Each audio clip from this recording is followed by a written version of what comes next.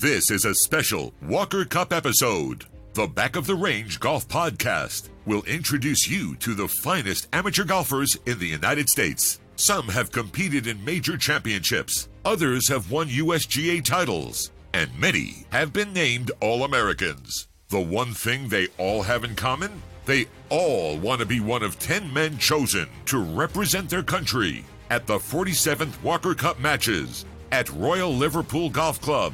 This is the Road to Hoylake, presented by AmateurGolf.com. And now your host, Ben Adelberg. Welcome back to the Road to Hoylake, presented by AmateurGolf.com. I'm your host, Ben Adelberg.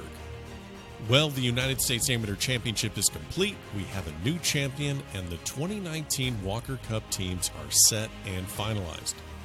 Congrats to Andy Ogletree and John Augenstein for their incredible performance in the championship match at Pinehurst. You'd have to think that Ogletree doesn't get on that team unless he wins the match. Solid player out of Georgia Tech, but ranked outside the top 100 in the world. Augenstein was definitely on the bubble, but defeating two top 10 players in the world in the same day, in Akshay Bhatia and Ricky Castillo, well, it became clear right then and there that the USGA was definitely going to put Augenstein on the team. Before we get to this final episode focusing on the players on this year's squad, we do have some more episodes on the way highlighting some former U.S. Walker Cuppers. Do not miss these episodes. They're absolutely incredible. Before we get to the final episode of this series, I really need to take some time to thank the great people at AmateurGolf.com for all of their support of this podcast of the last few weeks. It all started when we had their founder, Pete Lutkowski, on during episode 82. Right then and there, we decided to collaborate and create the Road to Hoylake series. It's been a lot of fun. So don't forget, go check out AmateurGolf.com. There's a code, BOTR, that'll get you 90 days free access to the entire website. Make sure you take advantage of that. Special thanks to Kyle Rector and Julie Williams, of course, for their involvement in this series.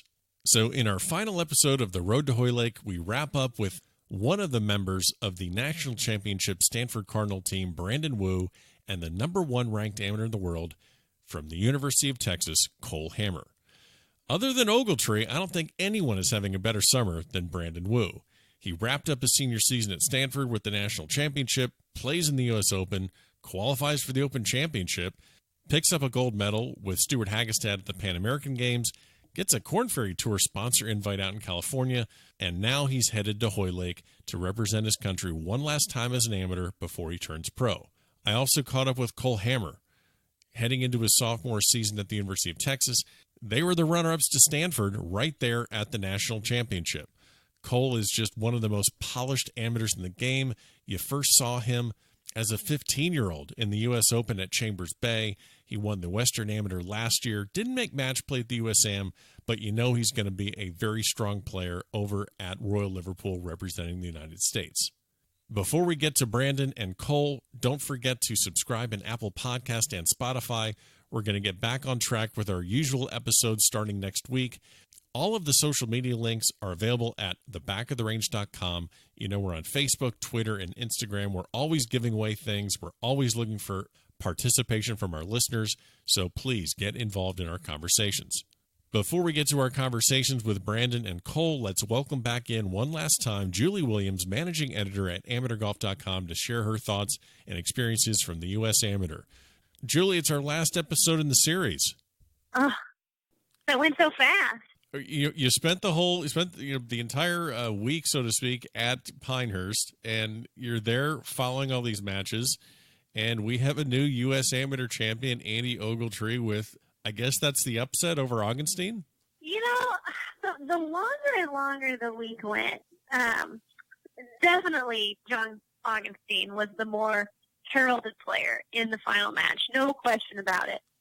But the more and more golf that I saw Andy Ogletree play, the less I felt like this kid was just on a streak for 1 week, and the more I felt like we've overlooked this kid. We just didn't realize. I think he has worked his butt off and put the time into the right things, and he was getting good direction from Coach Hepler at Georgia Tech. And I think there is more longevity there than maybe a lot of people give him credit for. Well, he comes into the USAM basically as the 120th ranked amateur in the world.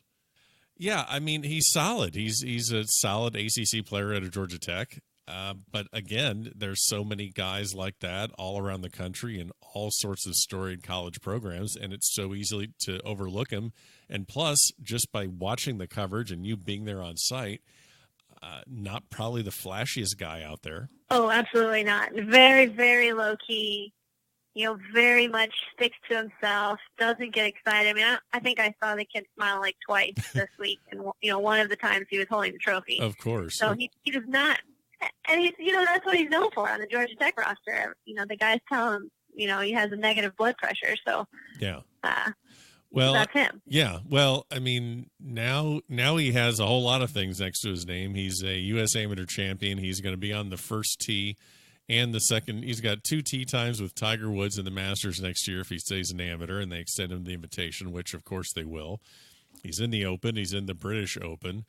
And then, yeah, he's on the road to Hoylake, so to speak. He is on the Walker Cup team. So we have our team set. And, it was nice to see that of the 14 people that we spoke with for this series, 8 of them will be on the team. And really, the 2 we just didn't get a chance to talk to are the 2 that were in the final match, John Augenstein and Andy Ogletree. Well, I mean, both of those guys. Andy, obviously, he was the guy who, the last week got him on the team. Oh, of course. Absolutely, obviously. But, John, I think John needed to have a good week because I think everybody kind of knew in the back of their heads what kind of head-to-head play John Augenstein was capable of. But they just needed to see it again, and he showed it. I mean, talk about somebody who was steady, relentless, just no holes in that game, saying all the right things, doing all the right things. He 100% deserved to be on that team. I kind of agree. I think what I saw at the Western and what I kind of saw at the Amateur is, we talked about how not a lot of the guys made match play at the Western, and then it seemed like all of our guys, when I say our guys, all of the guys on the short list made match play, which was, I think it was 10 out of the 14 made match play. Cole Hammer didn't, and there were a couple other ones, William Mao didn't, but they all made match play, so that kind of helped their case, but also didn't differentiate themselves from one another. So really the only one that made a huge, massive move was Augenstein, and he ends up getting the pick. And, now we have, the entire team. We have, Hammer, we have Batia, Hagestad. I thought John Pock was very deserving. Smalley, back-to-back Sonny Hanna champion. And then you go with, Wu and Celinda out of Stanford. That's not a shock at all. And then Fisk out of Georgia Southern. And then, like we just said, Augenstein and Andy Ogletree. So we have a very solid team. It's going to be really exciting to see what they do over there at Hoylake. Our final episode, we kind of saved these 2 guys for the very end because, Cole Hammer was a lock on July 24th. And right up until the second week, Brandon Wu had the 3rd spot. And then the Wagger rankings kind of shuffled a bit. And Hagestad grabbed the number 3 spot away from Wu. But boy, you want to talk about just like a 3A and a 3B. That's, I think Brandon Wu was probably the lock outside of those top 3 the entire summer after what he did. So we're gonna introduce. I agree. Yeah, so we're gonna reintroduce Cole Hammer and Brandon Wu to everyone in this episode. And tell me a little bit about, just in your many years with AmateurGolf.com, you've had interactions with these guys. Give me a good Cole Hammer and Brandon Wu story. We don't probably need to introduce them to listeners, but give me a good Cole and a good Cole Hammer and Brandon Wu story if you have one. Well, I think like most people got on the Cole Hammer bandwagon. I'll admit it, I'm on the Cole Hammer bandwagon after he won the Western Amateur last year, and spoke to him in the wake of that victory. I was just really impressed with. He was an incoming freshman at Texas. This isn't. I wasn't at the Western, so this wasn't me watching him do this in person. But the level of golf talk that we engaged in, mostly coming from Cole Hammer. I mean, it's interesting to listen to him talk about what he's thinking about on the course. We're talking about the shot shaping, that he's hitting, talking about, what his mindset is on the golf course. And so then my ears sort of started to perk up anytime I see somebody put a microphone in front of him. I am just really impressed by the amount of stuff that's going on in his head, not to his detriment, but he's thinking things through. And the way he can talk about his game, and he's very composed. You don't see that a lot. I mean, many of these guys are very well spoken, and many of these guys are very well versed in front of cameras and with a microphone in their face. You could probably thank the AJGA for that. Of course, Cole Hammer is just a little bit different. So he's a thinker. He's an intellectual, I would say. So I like that aspect of him. I like listening. I just like listening to him talk about his golf game. Brandon Wu is comes out of this summer just looking sort of superhuman.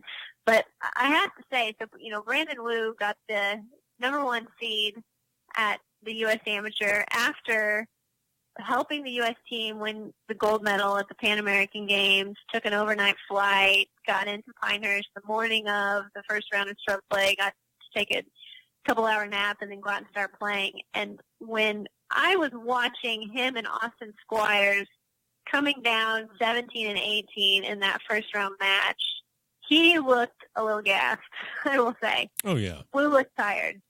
So I think, it's incredible what he has done this summer. I don't think, he held off, obviously, to remain an amateur so he can make this team.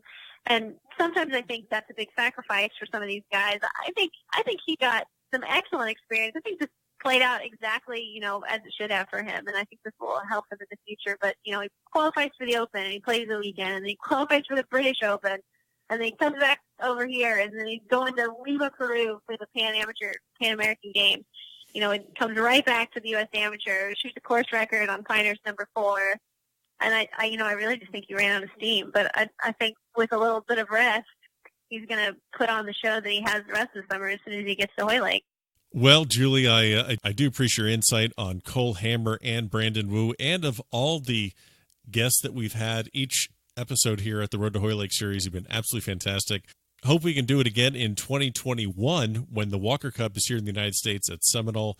Thanks for contributing the entire time here at the Road to Hoylake series, and we'll catch up later. Sounds great. Thanks, Ben. Thanks, Julie, for the insight.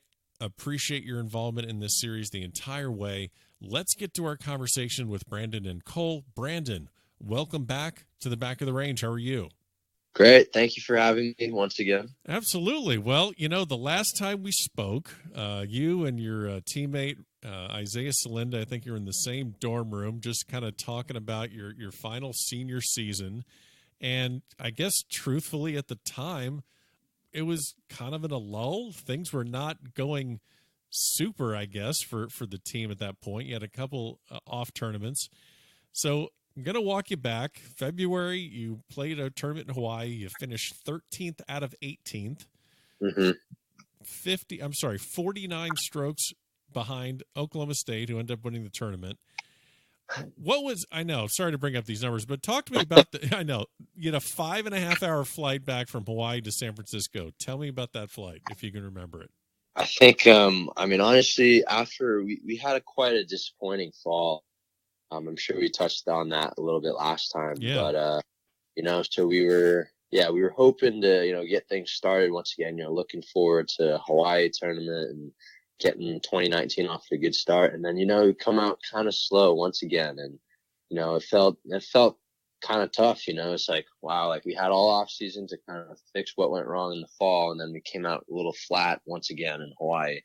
But I felt like we were still in a good spot. We still believed in each other.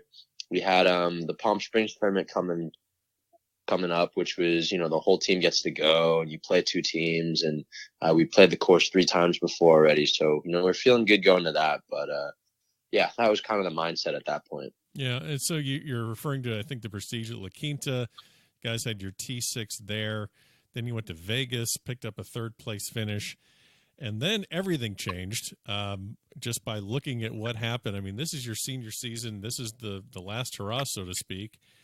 Yeah. And you guys absolutely run the table. You do not lose again. You win your home tournament, the good win. You win the Western Intercollegiate. I believe that's the one that Isaiah won as an individual.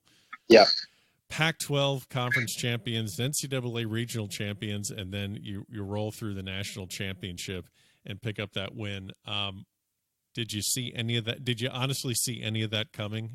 I think we knew we could do it, but we just needed to, actually go out and do it. I think the biggest turning point in the season was definitely the Vegas tournament, just because that's notoriously one of the toughest fields in the whole country over the course of the college season. And, before that week, I think I sat down with one of my teammates, Henry Shimp, and, we were below 500 at that point. So, it was kind of a tough spot going into Vegas. We're just below 500. We're hosting regionals this year, and we might not even qualify if we don't play well the rest, which would be a huge bummer, And, but yeah, we go out, we play really well. Unfortunately, we didn't win, but, finishing third in a field like that with, I think we were in the final pairing the last day too. So that definitely gave us a lot of confidence going, back to Stanford to play in the good win in our home tournament over spring break. So, and then that's kind of when the ball started to get rolling. I got a question for you. When you talk about, hey, we got to get things together, we got to right the ship and fix the ship, like maybe other sports, you spend more time in the gym, or you go over the playbook a little bit more. You do different things like that. What is it that you do to right the ship in college golf? Yeah, I think it's quite interesting because you can do your things, but it may or may not work. Right. You may or may not see the results. But I think for me personally, I was just focusing on some of the smaller stuff. So it's like, and then, I think also something just getting your mind right. You could be in the mindset of, oh no, like we're really struggling. I wanted my senior year to go and this all sucks. Or you can be like, let's stay positive. And let's just keep going, keep working hard, and hopefully good things will happen. Yeah, no, absolutely. So moving on to the national championship, both you and Isaiah actually went undefeated in your matches going up against, Wake Forest in the quarters, Vandy in the semis, and then obviously Texas in the finals. You're going to see a lot of these guys. I know that you're right there on the cusp of getting selected for the Walker Cup team. I believe we just recently had Cole Hammer, Hagestad, and Akshay selected as automatic picks. You're literally just 1 or 2 points right behind the automatic selection. So looking good for that trip to Hoylake. What are maybe some of the things that you learned about yourself in match play that you hope to translate to the future? Yeah, I felt that I definitely was good at applying pressure during the matches. It helps to be a good putter, I feel like, because then you're never really out of the hole, and you can really change the momentum when you're a good putter. And then I know for my matches in the national championship, I hit a lot of greens in regulation. I think in that championship match I played against Pearson Cootie, but I didn't miss a green. So I think when you're playing an opponent that hasn't really made that many mistakes, then it kind of just starts to wear down. Yeah, no, I totally agree. You're never really out of a hole until if your putter's hot, you can pretty much get away with anything you want to. So moving past college, moving past that, you've gotten to do so many great things. You're playing the playing the U.S. Open, played in the Open Championship. I'm sure you're aware, maybe you're not, but first amateur to open qualify for both of those events in the same year since 1967. A lot of people saw the pictures after you made the cut, after your final round at Pebble Beach.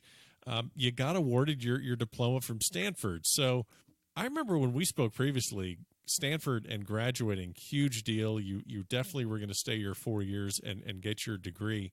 So I have to ask you, maybe some other people would be like, yeah, I'm busy playing golf. Just put the diploma in the mail, and whenever I get it, I get it.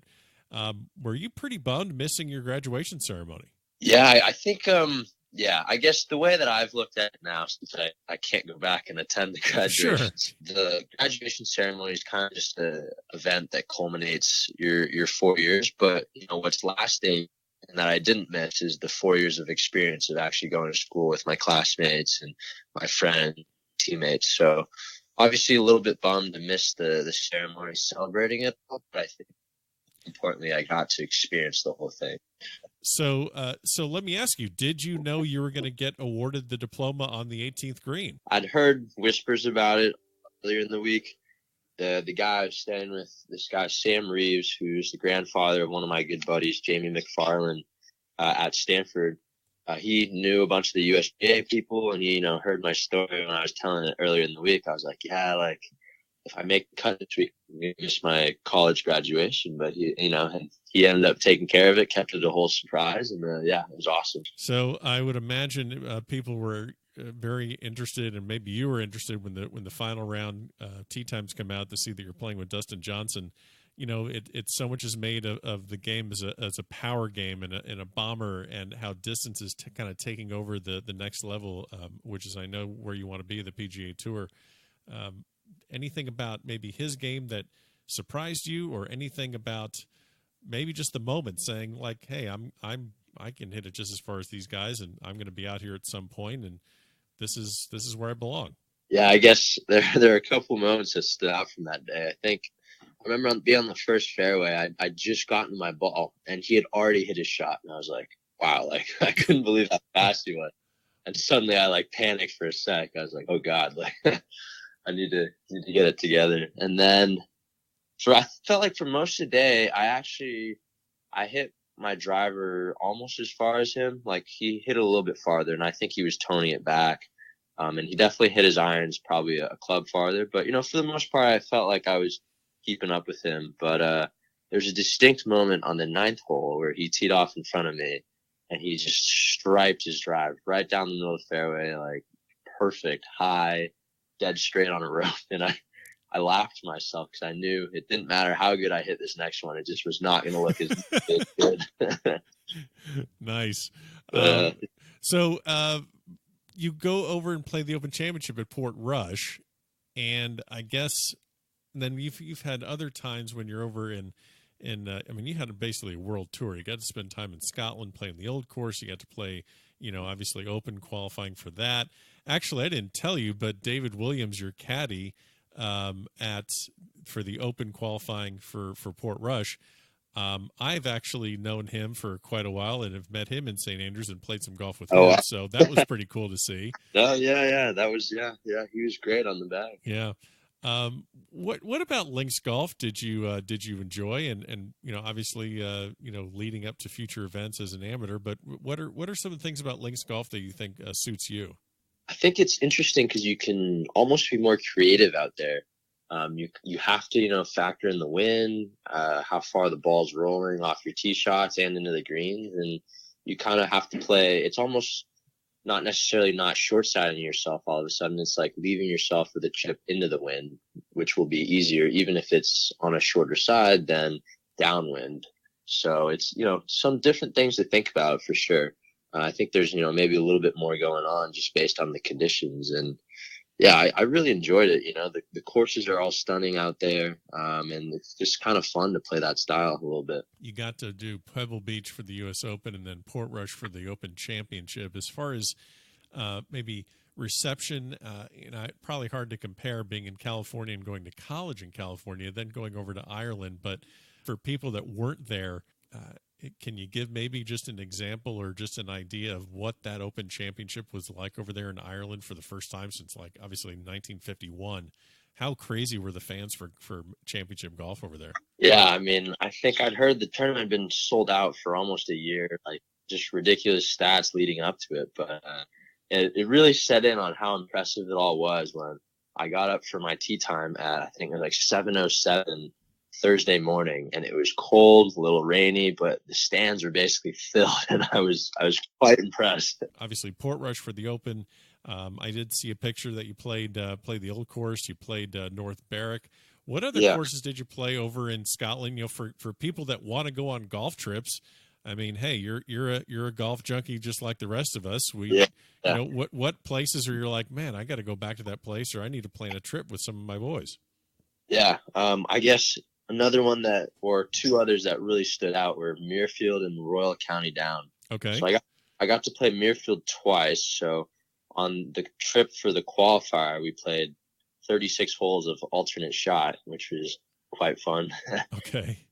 So I think they only allow 2 balls per group. So right. what happens, most of the members, they just go out and play foursomes in the morning, come back, shower, get dressed up in a coat and tie, and have a lunch for a couple hours, and then go back out and play 36 or 18 more holes of foursomes. So that is the way to do it at Muirfield, isn't it? Yeah, it's an awesome experience, and I would highly recommend it if any of you guys got the chance to do it. And then Royal County Down was also stunning. We caught it on a perfect day. It was just not too much wind, sunny out, warm. So yeah, that was definitely a treat.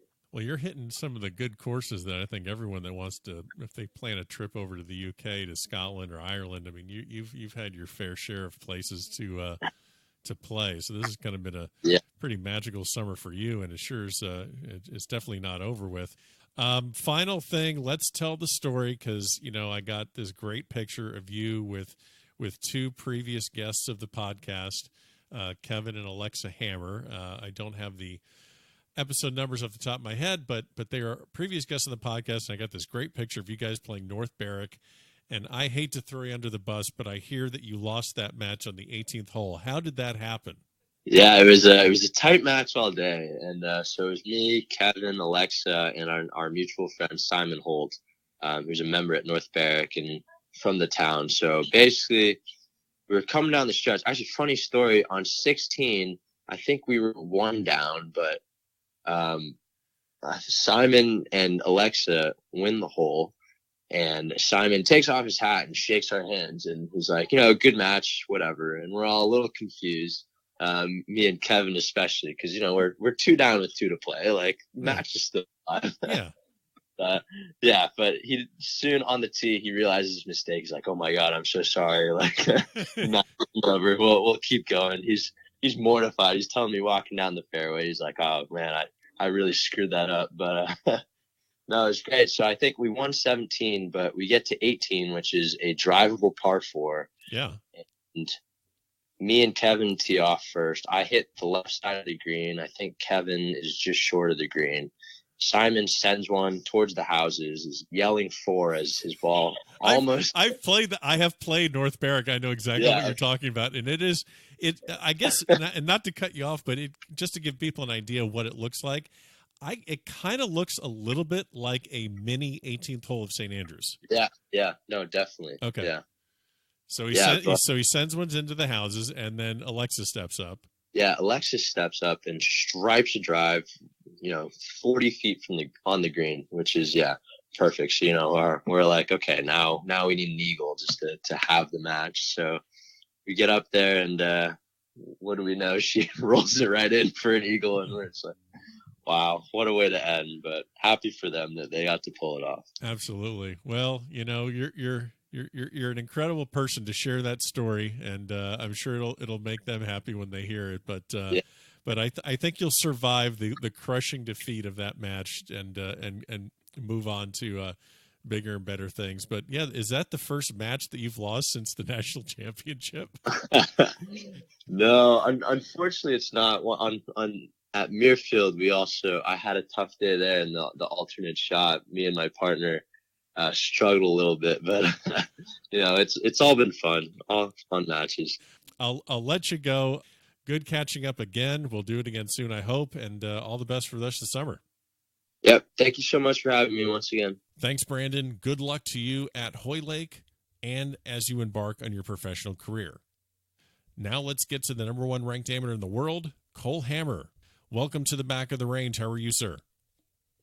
Yeah, thanks for having me, Ben. I'm excited to be here. There are 3 guys that got that call on July 24th that immediately were selected to the U.S. Walker Cup team. Akshay Bhatia, Stu Hagestad, and as the number 1 ranked amateur of the world, I'm sure the number 1 call was to you. So I know it wasn't a shock that you were going to be getting selected early. Kind of got that out of the way, but can you maybe explain to listeners what the day was like when the phone rings from the USGA? I can for sure. It was one of the best days in my golf career. There's no question about it. Just because I had known for a while that I was going to make the team, like based on rankings. It obviously, like, it was just awesome to know like that it was official on that day, and it was a cool call. I mean, they were just like, cool, you have made the Walker Cup team, if you'll accept it, basically. And I was like, heck yeah, I'll accept it. So it was a special day. I was playing some golf with my dad in Colorado, so we got to kind of share that together. But it feels like a culmination of like 2 years of hard work, and it's really, it was cool to get the call along with two other guys kind of before the AM and get that out of the way. I think I mentioned that to Akshay. I mentioned to Stu. I guess my question, knowing you're going to be on the team, but how much does that free you up just for the rest of the summer? I know you tried to defend at the Western, different course. We're going to get into that a little bit later, but how much does that free you up going into the USAM, knowing that you can just treat that list like any other tournament, even though it's the biggest amateur tournament in the world, but it really has no bearing on your Walker Cup status? Yeah, it definitely takes a lot of pressure off, just because like I'm not grinding to make the team. It's not up in the air whether I'll make the team or not.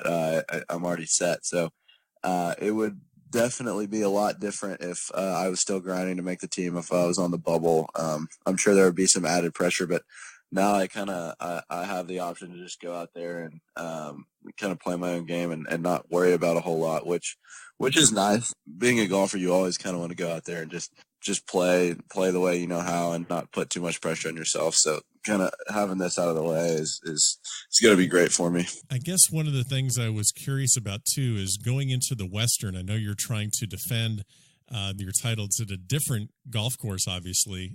You won at Sunset Ridge. This one's at Point of Woods.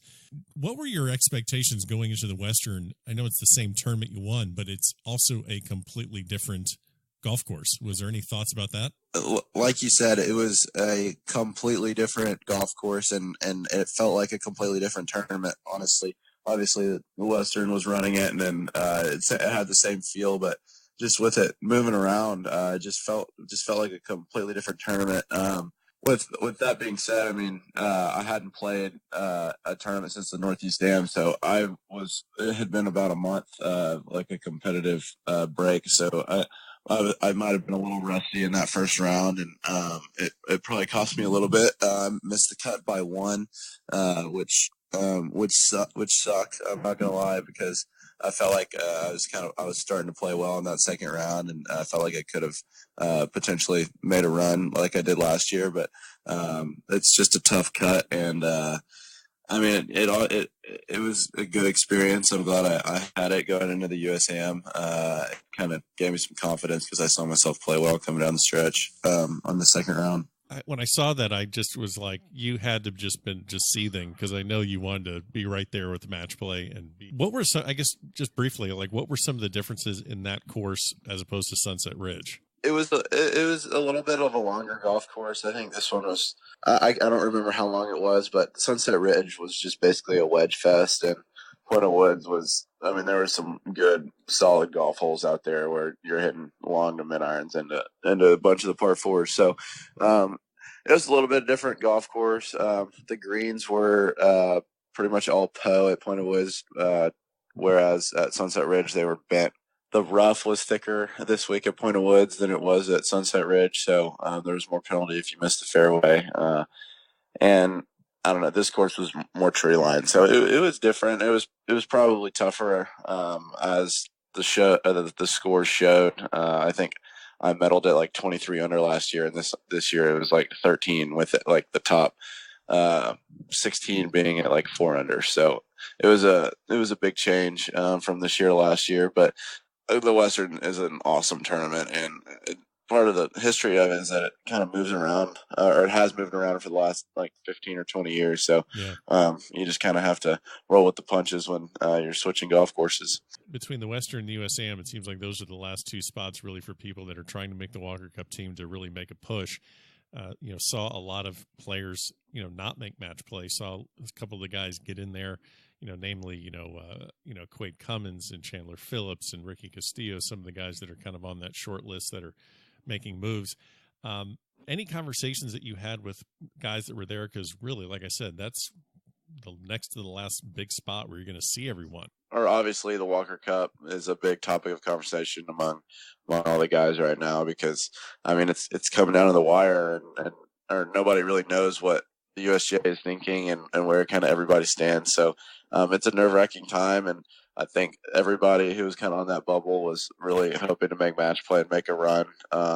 Obviously, like John Pock made match play and Quaid made match play, and I know Quaid was really excited to make match play after winning the Pac Coast a week ago, and so he's been on a good roll. And there's a bunch of guys that either just missed the first cut or made the second cut but didn't make match play who are on the bubble as well. So nobody really in the short list made a deep run other than Ricky. So it's it'll be interesting to see what happens kind of this week in the decision process. Yeah. And I know having, Captain Crosby out there at the Western, I'm sure that that probably just intensifies a little bit of the stress when, you're walking down the fairway and you look over and you see, well, that's the guy that has at least a say in whether or not I'm going to be on that team or not. But your conversations with him are probably a lot less stressful than others. Oh yeah, they are. I've been lucky enough to kind of get to know him over the past 2 years. He kind of started watching me early last summer, and I got to spend a lot of time with him at the Walker Cup practice, so that was a lot of fun. And yeah, it's all our conversations are nice and laid back right now, which is a nice thing to have under my belt. Well, and I've spoken to him briefly, and he is a little bit of a needler too, so he can have a little fun with you and be a little sarcastic at times. So I'm sure that's gonna transfer over once the entire team is set when you go over to Hoylake. 100%. He that's exactly what he was like at the practice session. He was needling us and telling us some funny stories. It was a good time. He's a great guy. Yeah. Well, I'm sure that's got to be fun. And also, he's been there. He's actually, he played Walker Cup in '83 at Royal Liverpool. Right. So I think that's just going to be a tremendous experience to have a captain like that. And obviously it's match play over there. It's alternate shot over there. I got to talk about the national championship run that you guys had, falling short to Stanford. But man, if anyone was watching that match between you and Wolf, I was shaking my head watching it. You beat him. What was it? 4-3. You beat the Matthew Wolf. I think you started off with 6-7 birdies in a row on the front nine. Yeah, I think between the two of us, I think we had like 8 birdies in the first 6 holes. It was pretty insane, and I think I was 6 under through 7. Yeah, 6 under through 7 or 8, 6 under through 8, and which was pretty cool. And I had putt for like 7 under through 9 on the 9th hole to put it that. But we played some great golf, and I think we both knew that our match was probably going to be the decider. Obviously, it turned out to be Stephen Trevoni's, but if our match had flipped the other way, Oklahoma State would have won. So it was a great match. And Matt and I have known each other for a long time, and it was kind of nice. We were like having fun out there, messing around with each other a little bit. So I mean, it was a great match, and there was some great golf out there. There's no question. So I've spoken to some of the guys on the Oklahoma State side that were right there watching that final putt by Zach Bouchot that horseshoed out. And, I gently ask about that putt and it's obviously not something they're too thrilled to talk about. But on the other side, can you it puts you in the final match, but was it still just a shock when you saw that? I was utterly shocked. Because you don't wish that on. You don't wish that on anyone. You guys benefited. It was dark. We were sitting on the edge of the green. We could barely even see the hole. There's just no time where you want to see a match end like that. Yeah. You're probably not going to give them a 4-footer for a berth in the national championship, but at the same time, it's tough to see a match end that way. And then we were all shocked for the first few seconds, and then once we realized we were into the national championship match, we were excited, probably rightfully so, but it's tough to see or something like that happen, but obviously it's golf, and stuff like that does happen, and guys miss short putts, so it was a tough moment for them, I'm sure, but it was a cool moment for us in the aftermath. Absolutely. And then you go against Stanford, against guys that very well. Wu and Celinda and Shemp and the rest of the crew there. For your freshman season to be put in that spot to reach all the way to the national championship match, I mean, how much does that inspire you to get back for next year or the years to come? It's insane how much I think all of us are kind of ready to roll now. We worked hard all season long. We didn't have our results weren't that great, so I mean we played well. We finished second a bunch, and we finally won our regional leading into NCAA. So we had some momentum there, but it just never seemed like we could break through in the regular season. And to see ourselves kind of play some great golf and get into a position to win a national championship our first year on campus was pretty special, and I think it's going to motivate us that much more going into this year. And I think it's great for the guys coming in like Travis Vick and Mason Nome to kind of see what we're all about and kind of how we go about things. And I'm sure it'll give them some motivation to play well and kind of carry us back to the spot we were this past year. When you see guys like Wolf and Hovland, Morikawa, and what they're doing on the PGA Tour now, is that something where you're like, man, I want to get out there just like them? Or do you kind of look at that and think, well, it's there waiting for me eventually, but I kind of dig being in college and I want to chase down a national championship? I mean, what are your thoughts on the fact that youth is kind of taking over the PGA Tour? Yeah, there's no question about that. People have been asking me, like, are you surprised about what's going on? Like, they're telling me, everybody's saying, wow, I'm shocked that Wolf and Morikawa are doing what they're doing. I'm like, you know what? I'm just really not. Like, I feel like it was only a matter of time until these guys were winning, and obviously it probably happened sooner than most people expected. But I am not surprised at all that about what's happened with those 3 or 4 guys. So the thought obviously crosses my mind that, dang, like I was just playing with them a month ago, and now they're out winning on the PGA Tour. I definitely think about like, oh, dang, I could be doing that too. But at the same time, it's like, I mean, I love where I'm at in college, and I wouldn't want to trade that for that opportunity like right now. So I'm happy with where I'm at. There's no question. And where we finished last year in the national championship, it has motivated all of us to kind of get back there. That's my main goal leading into this coming year. So, all right. So we're going to let you go. We're going to get you ready for the U.S. Amateur. You made the semifinals last year, obviously in the U.S. Am. So I know you're trying to repeat that, or at least exceed that and get to the finals. Any thoughts on the fact that the winner of the U.S. Amateur will play 2 rounds of golf at the Masters next year with Tiger Woods? Oh, I'd completely forgotten about that. That's pretty special. I mean, there's no two ways about it.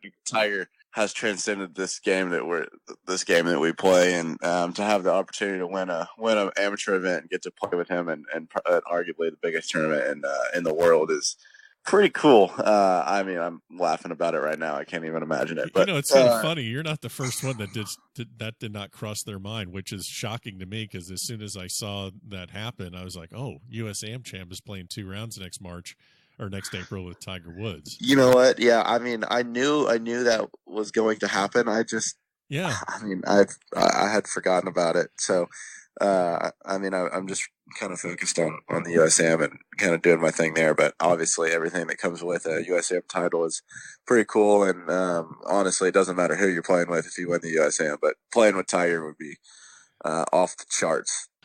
Well, we'll get you out. By the way, what are your lodging? You're going to be a sophomore at Texas. What are you working on this summer, lodging wise, to get yourself ready for next year at Texas? What is the situation going to be for you next year? I'm assuming you're not in the dorms. I am not in the dorms. I ran away from the dorms as fast as I could this past year. Well, we were in an apartment, but it felt like a dorm towards the end of the year, just because it was basically the opposite of a clean apartment. So nice. We have the opportunity to start over at this new house where me, Pearson, Cootie, and Will Thompson are living. So we're going to have a lot of fun with it. It's just off North Campus. A couple of guys on the team had a house like 2 doors down from it last year. And we were trying to get it to where we would have this new house and they would still be in the other house 2 doors down. But they ended up losing it because they couldn't find a 4th guy to fill the room.